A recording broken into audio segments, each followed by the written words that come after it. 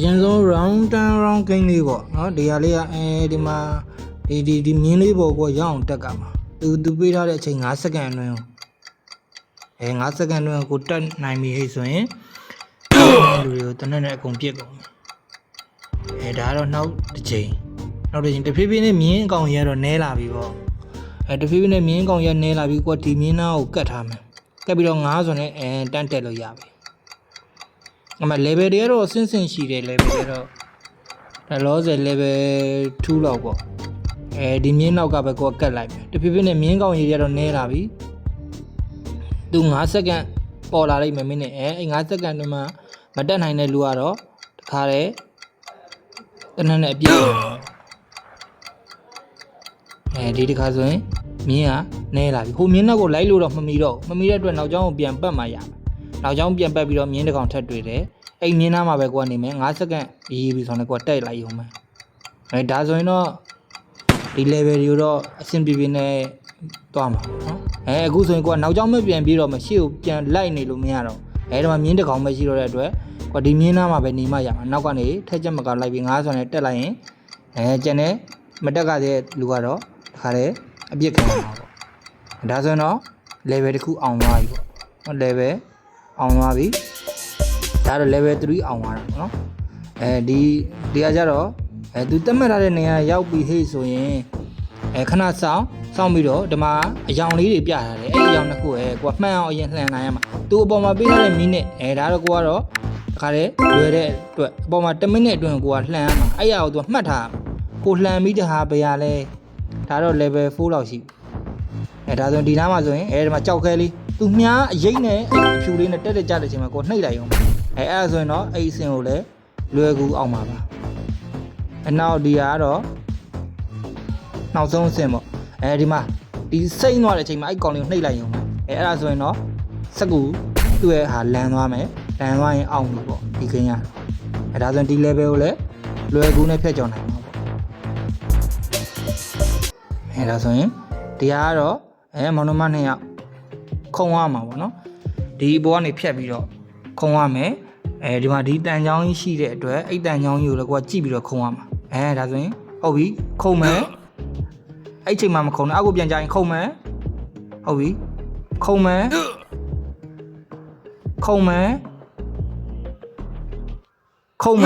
အဲ့ဒီမှာဆိုရင်ကျွန်တော်ခုံလိုက်တဲ့အချိန်မှာဆိုရင်အပေါ်ကပြန်အကျနဲ့တန်တန်းနဲ့တော့တွေ့တော့ဒါဆိုဟိုဘက်လမ်းကိုမရောက်တော့တာနော်ခုံတာကတော့မှန်တယ်နောက်ဆုံးခုံတဲ့အချိန်မှာတန်တန်းနဲ့ကိုနဲ့တက်နဲ့မကြခင်ခုံမရခုံမယ်ဟုတ်ပြီခုံမယ်နောက်တစ်ခါခုံမယ်ရောက်တော့မယ်နောက်တစ်ခါခုံမယ်အဲ့အချိန်မှာခုံသွားလို့ရပြီထပ်ခုံမယ်ဒါဆိုရင်အဲ့စင်ကိုလည်းလွယ်ကူအောင်သွားပါပြီဒါ level 2ပေါ့ဒါဆိုရင်ဒီမှာအမြောက်တွေထားထားမယ်အဲ့အမြောက်ထားထားတဲ့နေရာမှာကိုတက်နေရင်တော့ကိုသေးမှာအမြောက်ပြစ်လိုက်တဲ့အချိန်ဒါဆိုရင်အမြောက်မရှိတဲ့ဘက်မှာကိုရက်နေရုံပဲဒါဆိုရင်ဒီဘက်မှာအမြောက်ဟိုဘက်မှာအမြောက်က3ခုပေါ်လာပြီနော်အမြောက်3ခုပေါ်လာပြီနောက်တစ်ခါဆိုရင်အမြောက်3ခုဒါဆိုအမြောက်ချတဲ့နေရာနဲ့ကိုမြင်မြင်သွားနိုင်မှာရအမြောက်တက်တဲ့နေတော့သိပါမယ်ဒီမှာဆိုအမြောက်3ခုပေါ်လာပြီဒါဆိုရင်အမြောက်ပြတဲ့နေရာမဟုတ်တဲ့နေရာကိုရက်နေတော့ဒီအဆင့်နဲ့အောင်ပါဒါဆိုဒီအဆင့်နဲ့ကို AC ပဲဟိုဘက်ရှေ့မှာတစ်ခုရှိတယ်ဟောတော့နည်းနည်းမျက်စိလင်းနေနဲ့ကြည့်မှရဒါဆိုရင်လှုပ်နေတဲ့ကုပါတုံးတွေပေါ့လှုပ်နေတဲ့ကုပါတုံးတွေပေါ့ရက်မိရင်အောက်ကိုပြုတ်ကြမယ်အောက်မှာချော်ရည်ဘူးတွေနဲ့ဒါဆိုရင်မလှုပ်တဲ့ကုပါတုံးပေါ့ကိုကရက်နေအောင်ပဲဒါဆိုရင်လိုက်ပြေးနေမယ်ဒီမှာလှုပ်နေပြီမလှုပ်တဲ့ဒီအလဲ4000ခွက်ဒါဆိုရင်အလဲ4000ခွက်ထဲမှာရက်နေလိုက်ရင်ပြီးသွားပြီဒီဆင်းကလည်းလွယ်ပါတယ်နော်မှာလှုပ်မလှုပ်တဲ့နေရာကိုပြေးရုံပဲလှုပ်တဲ့နေရာမှာရက်မိရင်တော့အောက်ကိုပြုတ်ကြမှာအောက်မှာတော့ချော်ရည်ဘူးတွေနဲ့ဟုတ်ပြီနောက်တစ်ခါဒါ4ချိန်မြောက်ဒါဆိုရင်4ချိန်မြောက်ကလည်း AC ပဲနောက်5ချိန်မြောက်တစ်ခါကြံအောင်မှာ5ချိန်မြောက်ကိုလိုက်ပြတ်ပတ်ပြီးနေလှုပ်နေဒါဆိုရင်ကိုမလှုပ်တဲ့နေရာနေလိုက်အောင်မှာဒါဆိုရင်အဆင်ပြေပြီဒါဆိုရင်ဒီအဆင်လဲအောင်ပါဟုတ်ပြီဒါဆိုဒီအလုံးလေးကိုဆွဲပြီးတော့အဲ့ဒီမှာအဖြူဇက်ကလေးရှိတယ်အဲ့ဒီအဖြူဇက်လေးနဲ့ဒီအလဲအစိမ်းအောင်လေးကိုတက်ကြမှာဒီမှာဆိုရင်အများဆုံးဝင်တဲ့လူကတော့နိုင်ပေါ့နော် ဒါဆိုအများဆုံးဝင်တဲ့လူကအနိုင်ဒါဆိုရင်အနည်းဆုံးနည်းနည်းပဲဝင်တဲ့လူကတော့တခါတည်းတစ်နက်နဲ့အပြစ်ခံမှာဒါဆိုရင်ကိုကဒီမှာ plan ပြကြည့်လိုက်ဒါအချိန်နဲတယ်နော်ဒါပထမတစ်ခေါက်အစမ်းပြတာပေါ့နော်ဒါဆိုရင်ဒီဘက်ကိုလည်းဟိုဘက်ကလည်းပြစ်တယ်ဒီဘက်ကလည်းပြစ်တယ်ဟိုဘက်ကအနီကိုကအပြာပေါ့ဒီကျွင်းနဲ့ဝင်အောင်ပြစ်ကအမှအလုံးပေါ်လာတဲ့အချိန်မှာဆွဲလိုက်ရင်အဖြူဆက်ကလေးတစ်ဆက်တွေ့လိမ့်မယ်အဲ့အဖြူဆက်ကလေးကအဲ့အလဲတက်တဲ့ကိုချိန်လိုက်ရင်ဒါဆိုရင်တစ်လုံးဝင်မှာပေါ့ဒါဆိုရင်ဒီအစင်လဲလွယ်မှာပါနော်ဒါဆိုရင်ကိုမအတီးကုံသွားတဲ့အတွက်ဟိုဘက်ကတော့အနိုင်ရပါတယ်ဒီတပွဲကတော့အစဆိုတော့စနော်စမ်းပြလိုက်ဒါဆိုရင်အဖြူဆက်ကလေးအလဲတက်တဲ့ကိုထားလိုက်ရုံပဲတန်းပြစ်လိုက်တာ ਨੇ တန်းဝင်ပြီနောက်တစ်လုံးလဲအဲ့လိုပဲဟိုဘက်ကပြစ်နေသေးချော်နေတော့ကိုကလည်းအေးဆေးပဲအဖြူဆက်ကလေးကျွင်းအလဲကောင်ထည့်လိုက်တာ ਨੇ ရပြီဟိုဘက်ကပြစ်လဲသူဝင်တဲ့ကိစ္စမျိုးသူပထမတစ်လုံးချော်တယ်ဟာဟုတ်ပြီအမဆွဲမယ်အလုံးလေးကိုဆွဲပြီးတော့အဖြူဆက်ကလေးနဲ့ချိန်မယ်နော်ချိန်ပြီးတော့မှဟိုဆက်ဝိုင်းအစိမ်းအောင်ဆက်ဝိုင်းအလဲတက်တက်ကိုချိန်လိုက်တာ ਨੇ ကိုပြစ်လိုက်တဲ့အတီးအဲ့ထဲကိုအလွယ်တကူရောက်သွားလိမ့်မယ်ဒါဆိုရင်ဒီအစင်လဲလွယ်မှာပါနော်ပြစ်လိုက်မယ်ဟုတ်ပြီဒါဆိုအထက်ရောက်သွားပြီဟိုဘက်ကတော့ချော်နေတာပေါ့နော်ကိုကတော့အလုံးကြီးများများဝင်နိုင်လေကိုနိုင်လေပေါ့နော်ဒါဆိုရင်ကိုနိုင်နေပါပြီဒါဆိုရင်လည်းဒီအစင်ကတော့လွယ်ကူနဲ့ဖြတ်ကျော်ပြီပေါ့နော်ဒါဆိုရင်ဒီအစင်လည်းလွယ်ကူနဲ့နိုင်သွားပြီဒါဆိုရင်ဒါတော့ level 1ပေါ့ဒါဆိုရင်စူးတွေနဲ့ဒီတကဒလိန်လုံးတွေနဲ့လာတဲ့အချိန်ဒလိန်လုံးကတော့အပေါ်မှာပြထားတဲ့10လုံးစူးတွေနဲ့ဒါဆိုရင်အပေါ်ကလာတဲ့အတွက်ကိုကခေါင်းအောက်ကိုငုတ်ကခေါင်းမငုတ်ဘူးဟိတ်ဆိုရင်တော့ကိုသေးပြီပေါ့ပြန်စရမယ်ဒါဆိုရင်ပြန်စမယ်ဒီချိန်မှာဟုတ်ပြီစပြီ1လာပြီဒလိန်လုံးလာပြီအပေါ်လာတဲ့အတွက်ငုတ်မယ်အောက်ကိုဆွဲလိုက်ရုံပဲအောက်ကိုဆွဲလိုက်မယ်ဒါကိုလည်းအောက်ကိုဆွဲမယ်ဟုတ်ပြီအောက်ကလိမ့်လာတော့အပေါ်ကိုခုံမယ်အောက်ကပဲထက်လက်လိမ့်လာအပေါ်ထက်ခုံမယ်6လုံးကျန်တယ်ထက်ခုံမယ်ဒီကထက်ခုံမယ်မရောက်ခင်ခုံမရမယ်နော်ရောက်ခန့်လေးလေးမှခုံပေါ့နော်အမှမဆိုရင်မလွတ်ဖက်နဲ့အပေါ်လာတဲ့ငုံမယ်ဟုတ်ပြီနှစ်ခုပဲကျန်တော့တယ်ခုံမယ်အနားရောက်ကမှခုံမယ်နော်ဒါဆိုရင်အောင်သွားပြီဒါဆိုရင်ဒီအစင်လဲလွယ်တယ်ပေါ့နော်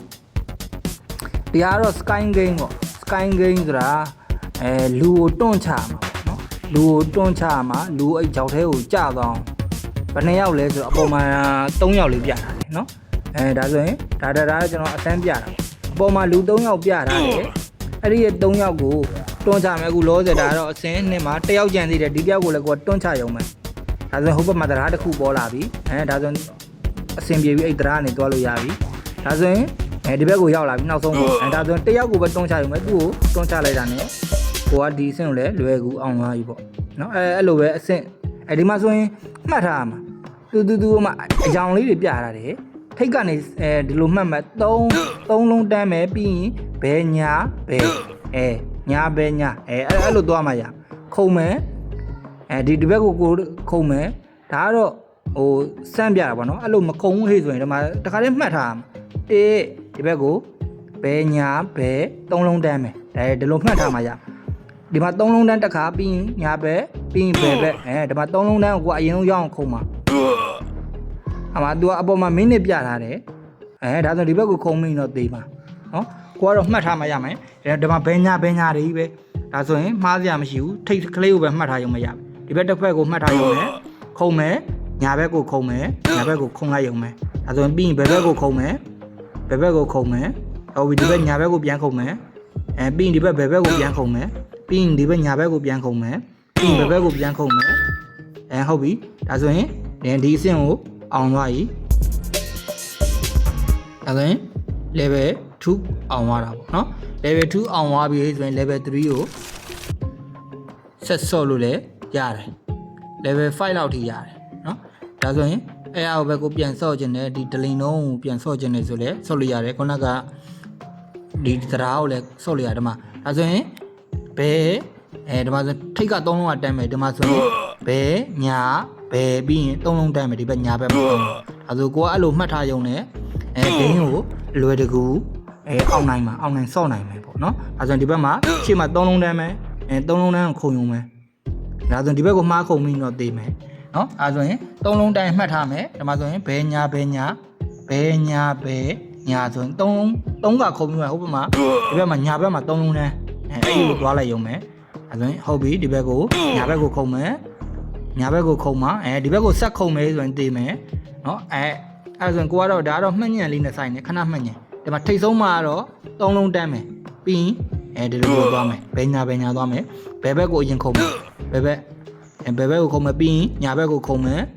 ပြီးရင်ဘယ်ဘက်ကိုထပ်ခုံမယ်ဟုတ်ပြီပြီးရင်ညာဘက်ကိုခုံမယ်အဲဆိုရှေ့မှာ3လုံးနဲ့ဇက်တိုက်ခုံမယ်ဒါတော့မှတ်ညံလေးနဲ့ဆိုင်တဲ့အတွက်နော်တေချာလေးမှတ်ထားဖို့လိုတယ်မှတ်ထားရမယ်လက်ကလည်းသွားရမယ်ဒါဆိုရင်ပထမညာပြီးရင်ဘယ်ဘက်မှာ3လုံးတန်းပြီးညာဘယ်ဆိုရင်ပြီးပြီဒီလိုမှတ်ထားပြီးတော့စိမ်းအောင်လေးပြထားစိမ်းအောင်ဘက်ကိုခုံမယ်ပြီးရင်ဘယ်ဘက်မှာ3လုံးတန်းမယ်ဟုတ်ပြီနောက်တစ်လုံးခုံမယ်နောက်တစ်လုံးခုံမယ်ပြီးရင်ညာဘက်ကိုလာမယ်ပြီးရင်ဘယ်ဘက်ကိုလာမယ်ပြီးရင်ဒါဆိုရင်အောင်သွားပြီနော်ဒါဆိုရင်တော့လွယ်ကူဒါကတော့မှတ်ညံတဲ့ဆိုင်တဲ့ဂိမ်းလေးတွေပေါ့နော်ဒီလိုဂိမ်းလေးတွေကစားတဲ့အတွက်လည်းကလေးတွေရဲ့မှတ်ညံတော့ကောင်းလာမှာဒါကတော့တနက်ပြစ်ဂိမ်းပေါ့သူကလူ9ယောက်ပြစ်ကမယ်ဟေ့ဆိုရင်တနက်ကြည်စံနဲ့9ယောက်ဒါဆိုရင်ဒီဆက်ဝိုင်းနေချိန်ရမှာပေါ့ဒီဆက်ဝိုင်းနေကိုကရွှေ့ရမှာနော်မရွှေ့ဘဲနဲ့ထားမယ်ဟေ့ဆိုရင်မရဘူးအပေါ်မှာလည်းသူကမိနစ်ကသွားနေနော်ဒီမှာဆိုရင်ခေါင်းတက်တဲ့ကိုပြစ်မှရ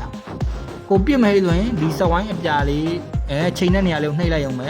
ကိုကခေါင်းတက်တဲ့ကိုချိန်ရမှာနော်ခေါင်းတက်တဲ့ကိုမှရကျန်တဲ့နေရာကိုပြစ်လို့မရပြစ်လဲမသေးဘူးနော်အဲ့လိုမှမခေါင်းတက်တဲ့ကိုချိန်ပြီးပြစ်လိုက်ရင်ခေါင်းတက်တဲ့ကိုပြစ်လိုက်ရင်ရပြီနော်ဒါဆိုရင်ကိုပြစ်လိုက်တဲ့ခုနကတနက်ကြည်စံနေရလဲနေကုန်နော်အဲ့ဒီမှာကိုလိုက်ချိန်ပေါ့အပေါ်မှာစက္ကန့်လည်းရှိတယ်စက္ကန့်တစ်ဖြည်းဖြည်းနဲ့သွားနေတယ်အဲ့ဒီစက္ကန့်အတွင်းမှာသူတတ်မှတ်ထားတဲ့လူဦးရေကိုခေါင်းတက်တဲ့ကိုပဲပြစ်ရနော်အဲ့လိုမှမဟုတ်ဘူးဟဲ့ဆိုရင်ဒီမှာအချိန်သွားတဲ့အတွက်ကျန်တဲ့လူတွေကကိုတတ်မှတ်ထားတဲ့ဦးရေကိုမပြစ်နိုင်ဘူးဆိုရင်ဒီဂိမ်းနဲ့စကွတ်ဂိမ်းနဲ့လူတွေကကိုကိုပြန်ပြစ်မှာပါနော်ဒါဆိုရင်တတ်မှတ်ထားတဲ့အချိန်ကျော်သွားပြီပြစ်ကမဲ့လူကလည်းကြံသေးတဲ့အတွက်ကိုတေးမှာပေါ့နော်ဒါဆိုရင်ဒီဂိမ်းပြန်စမယ်နောက်တစ်ယောက်ဒါဆိုမှတယောက်ချိန်ထားပြီဒါဆိုရင်မခေါင်းတက်တဲ့ကိုချိန်မယ်ခေါင်းတက်တဲ့ချိန်ပြီးပြစ်လိုက်အောင်မယ်ဟုတ်ပြီခေါင်းတက်တဲ့ချိန်လိုက်တာနဲ့သူ့တနက်သမားပြစ်ပြီဟုတ်ပြီဒါဆိုရင်တယောက်50စက္ကန့်ကျန်သေးတယ်မှဒီမှာအနေနဲ့ပြတယ်မှခေါင်းတက်တဲ့ကိုချိန်မယ်ဒီအပေါင်းလက္ခဏာပုံနဲ့အလဲတဲ့ဟာလေးချိန်လိုက်ခေါင်းတက်တဲ့ဒါဆိုရင်ရပြီတယောက်သေးပြီနောက်တစ်ယောက်ကိုမြင်လေးကိုလိုက်ချိန်မယ်လိုက်ချိန်မယ်ဒီမှာရှေ့မှာလည်းတယောက်ရှိတယ်ဒီအပြာလေးအောက်ကလေးကိုနှိပ်မယ်ပြီးရင်ခေါင်းတက်တဲ့ကိုချိန်မယ်ခန္ဓာကိုယ်ပြစ်လို့မရဟုတ်ပြီဒါဆိုဒီမှာရှိသေးတယ်ဟိုရှေ့မှာတယောက်ရှိတယ်ဒါဆိုရင်ခေါင်းတက်တဲ့ကိုချိန်မယ်ခေါင်းတက်တဲ့ချိန်ပြီးပြစ်လိုက်ပြီဒီမှာကြံသေးတယ်တယောက်ခေါင်းတက်တဲ့ဒါဆိုရင်ဟုတ်ပြီဒါဆိုရင်တော့နောက်ရကြရင်တော့နောက်အခန်းတွေကိုဘယ်လိုဆော့ရမလဲဆိုတာလာကြည့်ဖို့ဖိတ်ခေါ်ပါတယ်တငယ်ချင်းတို့ကိုအားလုံးပဲဘိုင်ဘိုင်